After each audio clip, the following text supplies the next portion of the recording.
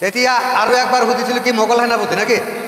এইবাৰ সেই একেখন শৰাইঘাটৰ যুদ্ধত এজন মানুহ আছিলে সেনাপতি, তাক কোৱা হৈছিল বাঘ হাজৰিকা। হোৱাট ইজ দ্য ফুল নাম অফ বাঘ হাজৰিকা? ৰিয়েল নাম, আচল নাম কি আছে?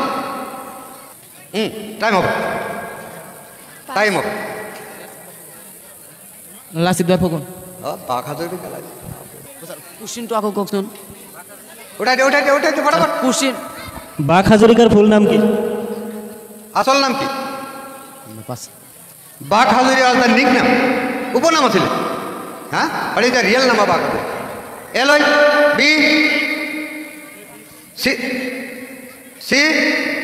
D E, এটা প্ৰশ্ন আছিল কাল হয় ই এফ কোৱামিলিতা হাজৰিকা।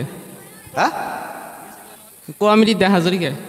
পিছত আৰু আছে না? জি জি অডিয়াল ইছমাইল সিদ্দিক। সদায় শুনি থাকা, মোবাইলত কি চোৱা? গোটেই দিন মোবাইল লৈ ব্যস্ত থাকা, এইবিলাক নামো নাজানা।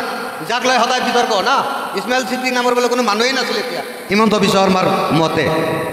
ইতিহাস জানিলেহে, একো নাজানে, মানে যেতিয়া যি আহে বিচাৰে তাকে কৈ দিয়ে ইছমাইল সিদ্দিক।